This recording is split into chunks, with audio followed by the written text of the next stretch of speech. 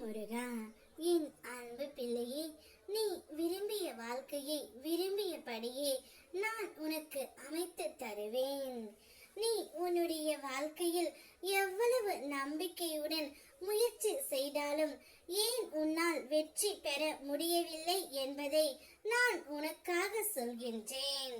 முழுமையாகவும் பொறுமையாகவும் கேள் பிள்ளையே. நிச்சயம் இறுதியில் உனக்கான சந்தோஷ செய்தி காத்து கொண்டே இருக்கின்றது. நீ பெரும்பாலும் மற்றவர்கள் என்னை பற்றி என்ன நினைக்கின்றார்கள், நான் இவ்வாறு செய்தால் என்ன நினைப்பார்கள் என்பதைத்தான் யோசித்துக் கொண்டு இருக்கின்றாய். மற்றவர்கள் என்ன நினைக்கிறார்கள் என்று நீ யோசிக்காதே. நீ என்ன நினைக்கிறாய் என்பது தான் உனக்கு முக்கியம்.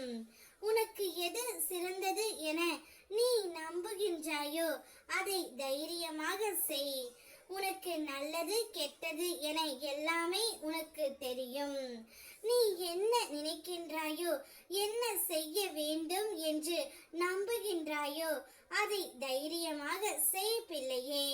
அதற்கு மற்றவர்களின் அனுமதி கேட்டு நிற்காதே.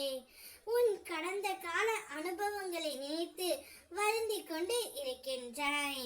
அது பெற்ற பாடத்தை உற்சாகத்துடன் நினைத்து செயல்படு.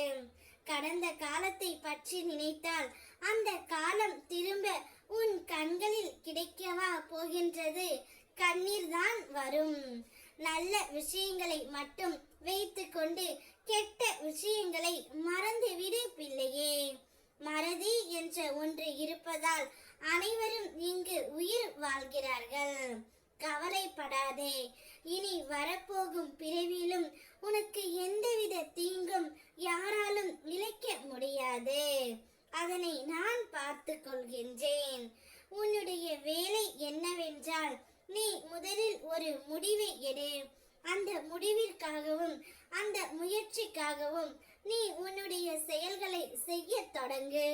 நிச்சயம் நீ விரும்பியபடியே உன்னுடைய வாழ்க்கையை நான் அமைத்து கொடுக்கின்றேன்.